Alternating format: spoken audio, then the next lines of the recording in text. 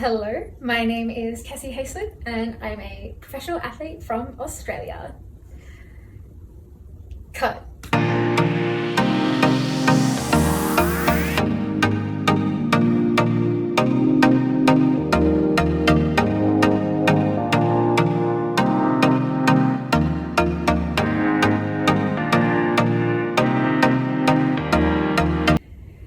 Why am I making a YouTube? Good question. I watch a lot of YouTube and I'm really inspired by triathletes who show their journey, the highs, the lows, how they get better, and I like the mindset around it. You see a little bit more than just the highlight reels on Instagram, and particularly inspired by some of those not right at the top but somewhere in the middle of the journey. They feel quite relatable, and I can see what the next steps are and how they're doing things. So I thought it'd be fun to make one myself and show more of my journey. I've been doing triathlon for 4 years now and 2 years as a professional, and very much learning the ropes still. And this being in front of camera, it definitely challenges me and scares me, so all the more reason to do it.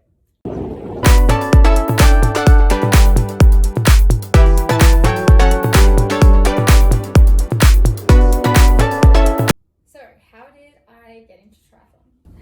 Well, I have always been sporty. For reference, I'm 27 years old. So throughout school, up until I was 16, I was a runner. That's my background. 800 and 1500 track running. Don't ask me what my PBs were. I have no idea. You'd have to dig into the archives for those.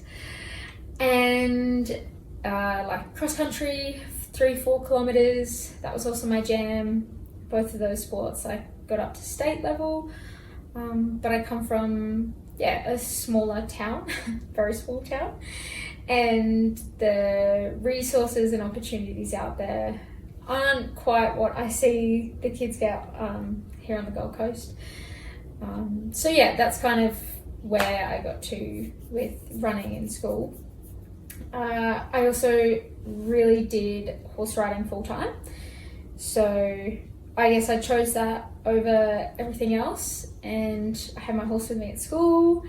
And after school I went to Germany, went to an international stable there, and the plan was to hopefully become an Olympic level horse rider, but couldn't get a visa, and came back home. I was so young and I just felt a little bit broken. So I ended up going to uni and partied for a lot of years. Lived the typical uni life, but now I'm a fully qualified lawyer and have a degree in science as well. I'm clearly putting them to good use. And found out about triathlon, I think probably I very first heard about it when I was small. I heard of Hell of the West, which is a race out west in Queensland, and it's a middle distance race. Like, I think it's a 100k race, 2 swim, 80 bike, 18 run, and I thought it was the craziest thing in the world. I was probably, 15 when I heard that.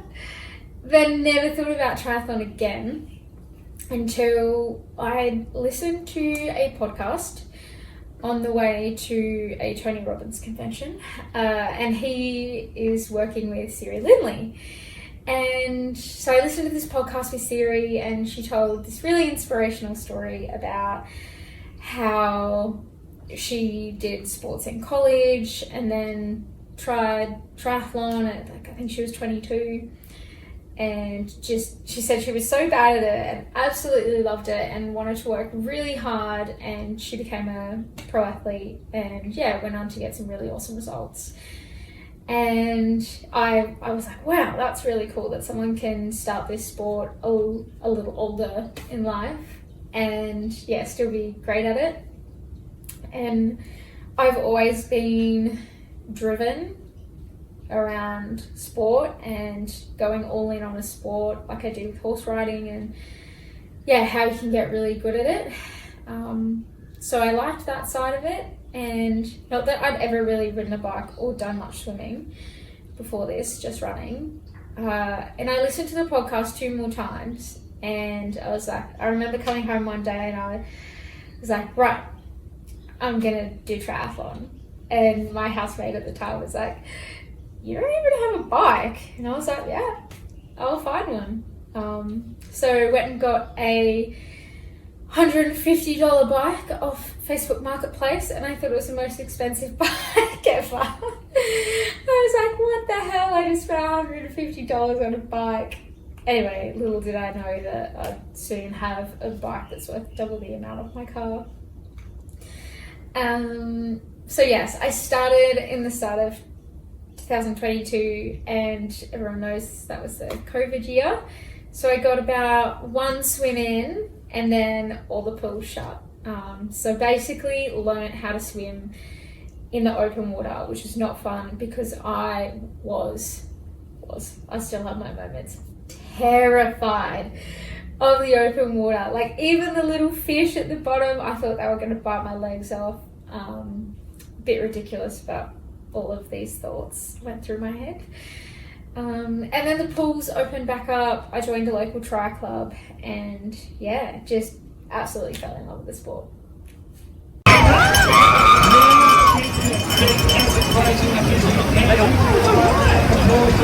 So how did the transition to pro go? That was a big step.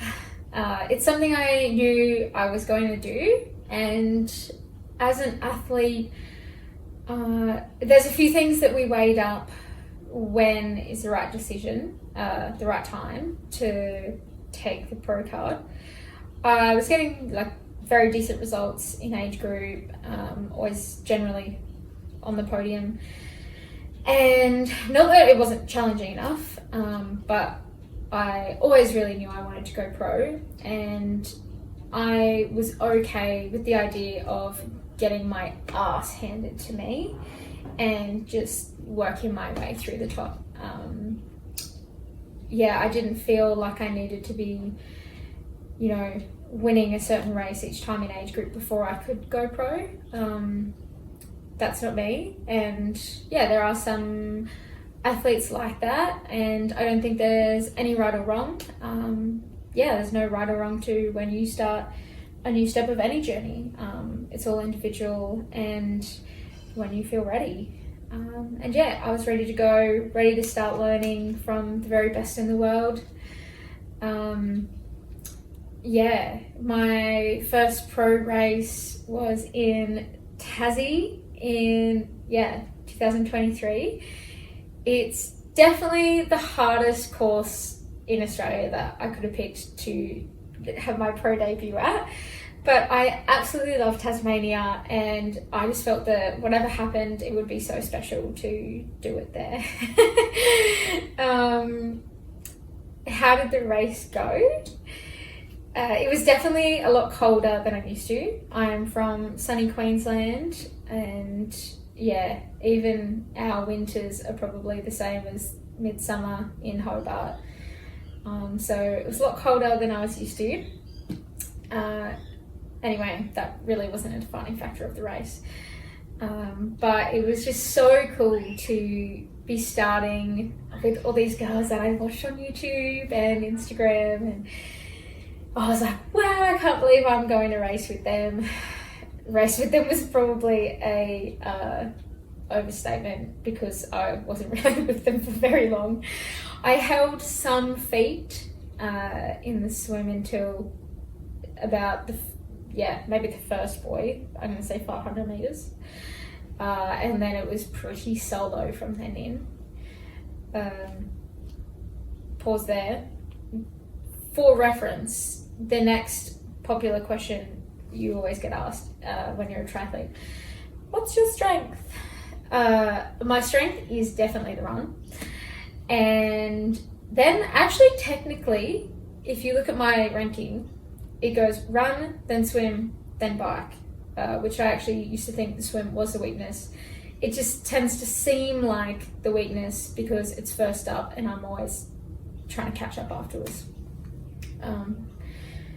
Anyway, so that's how my races are usually a chasing game, which is kind of fun, but I would like to make that deficit a lot smaller.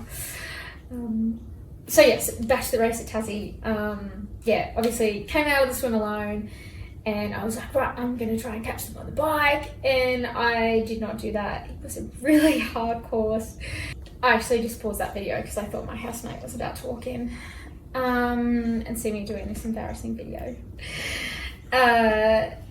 Yeah, so still so many things I need to improve at in the bike, but it was a very challenging bike course, and yeah, I definitely did not catch up, and my legs were so cooked, but ended up having a really solid run off, and that's the story of how most of my races have gone so far.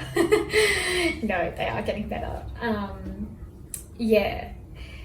The one thing I love about triathlon is that there's always so much you can improve on, whether it's gear upgrades, fitness, technique.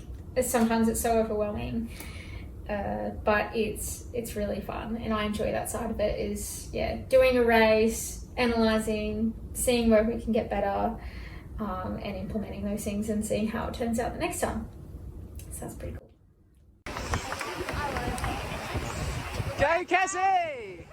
Woohoo! Go Cass! Go.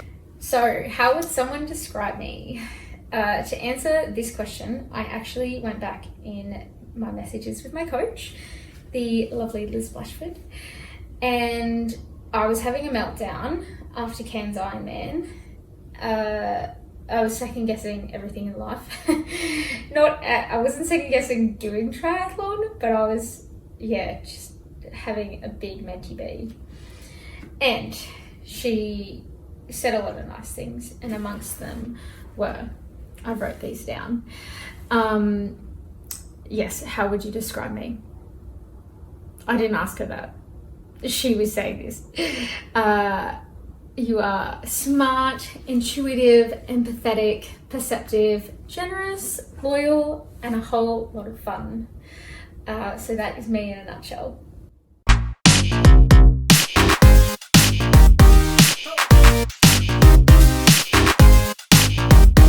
So, what do I like to do in my downtime? It depends.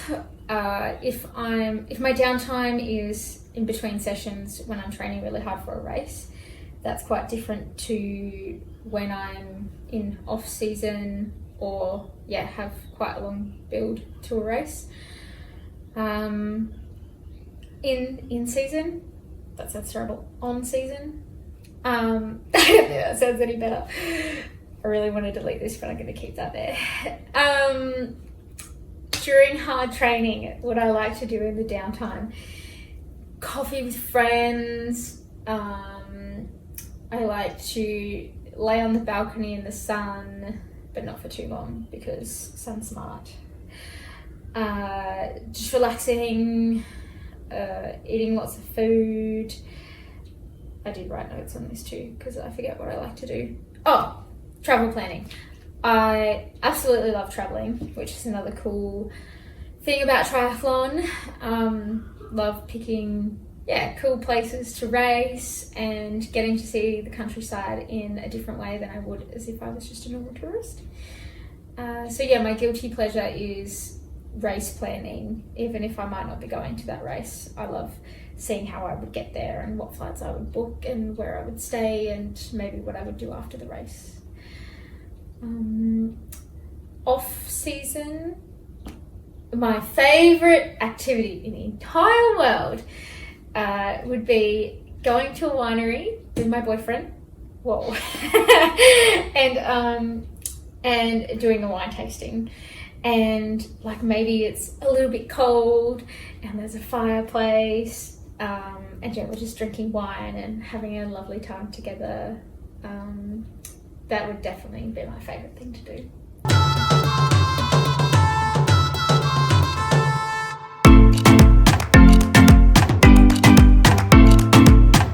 And to wrap up this video, what am I working on and what are my next races?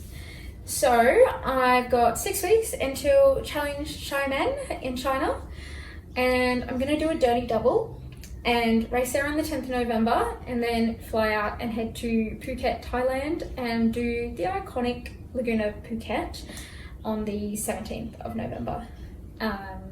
So very excited for that double. Both should be warm races. Laguna will be very, very warm and humid.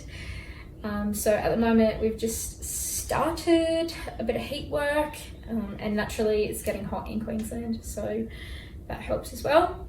And yeah, really developing that bike of mine, getting some strength endurance in these leggies and getting way more aero. So that's been fun, investing time and energy and money.